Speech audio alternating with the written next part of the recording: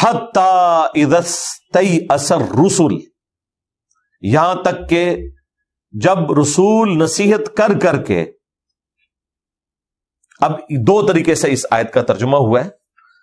بعض لوگوں نے اس نصیحت کو پیغمبروں کی طرف منسوب کرتے ہوئے گستاخی شمار کیا، انہوں نے ذرا ڈفرنٹ طریقے سے ترجمہ کیا، اور جنہوں نے لفظی ترجمہ کیا انہوں نے ڈفرنٹ کیا. بہرحال میں دونوں طریقے سے کر دیتا ہوں کہ جب مایوس ہو گئے رسول، وَظَنُّوا أَنَّهُمْ قَدْ كُذِبُوا، اور گمان کیا انہوں نے کہ ان سے غلط بیانی کی گئی تھی، جاءہم نصرنا، تو اس وقت ہماری مدد ان کے لیے آ پہنچی. اب ظاہر ہے کہ رسول تو بدگمانی نہیں کریں گے اللہ کے بارے میں، لہذا اپروپریٹ ترجمہ یہ ہے کہ جب منکرین نے ان کے بارے میں گمان کیا کہ یہ رسول تو جھوٹی دھمکیاں لگاتے رہے، تو اس وقت پھر اللہ تعالیٰ کی مدد اپنے پیغمبروں کی طرف آئی اور ان کے مخالفین سے اللہ تعالیٰ نے بدلہ لیا. یہاں پہ جو مایوسی والا معاملہ ہے، مایوسی سے مراد یہ نہیں کہ وہ والی مایوسی ہے جو کفر ہو، یعنی مایوسی کی ضمیر کو اگر آپ لوٹائیں منکرین کی طرف تو معاملہ بالکل سیدھا ہے. اگر پیغمبروں کی طرف بھی لوٹانی ہے تو یہ ان معنوں میں ہے کہ جب غم کی کیفیت ان کے اوپر ہو گئی اور رسولوں نے یہ گمان کیا کہ جو ہم سے وعدہ کیا گیا تھا وہ اس طرح کا نہیں تھا جس طرح ہم سمجھے تھے، بلکہ اللہ تعالیٰ کی حکمت کوئی اور تھی. دیکھیں نا، یہ ہوا ہے، نبی الاسلام کے کیس میں بھی ہوا ہے. بخاری میں حدیث موجود ہے، نبی الاسلام نے خواب دیکھا کہ میں یعنی عمرے پر روانہ ہوں، حلق کروا رہا ہوں اور میرے ساتھی بھی میرے ساتھ ہیں، اور یہ خواب وہ ہے جو قرآن میں اللہ نے ذکر کیا ہے. حدیث سے تو آپ جان چھڑا لیتے، سورہ فتح میں یہ آیا ہے کہ اللہ تعالیٰ نے اپنے نبی کا خواب سچا کر دکھایا.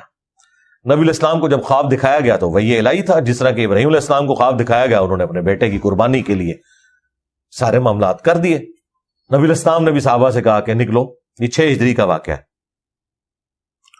لیکن اللہ کا کرنا کیا ہوا، وہ مشرکین عرب آ گئے، انہوں نے حدیبیہ کے مقام پہ روک لیا، اور وہاں سے پھر مسلمان واپس آ گئے. ایک پیس ٹریٹی ہو گئی کہ اگلے سال آئیں گے، ابھی تو واپس جائیں، کیونکہ وہ کہتے ہیں ابھی ہماری عزت رکھیں، آپ واپس جائیں. صحابہ کرام چاہتے تھے کہ نہیں، آج ہم طاقتور ہیں، ہم ان سے بدلہ لیں گے. بہرحال یہ سارے کا سارا معاملہ ہوا.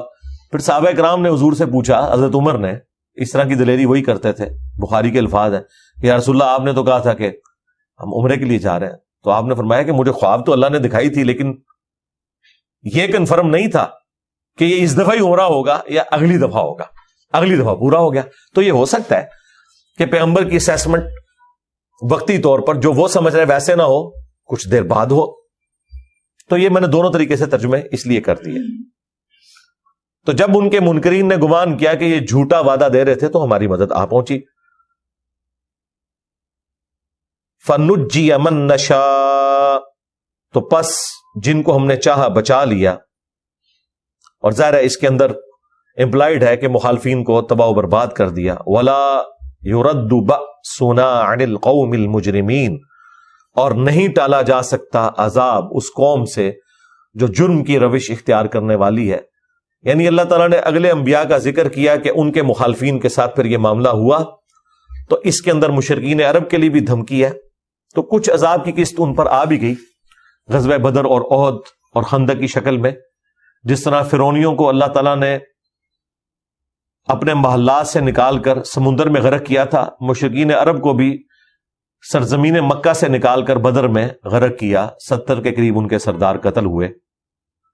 سورہ توبہ میں آیا کہ اے مسلمانوں، اللہ تعالیٰ تمہارے ہاتھوں سے ان کو عذاب دے گا.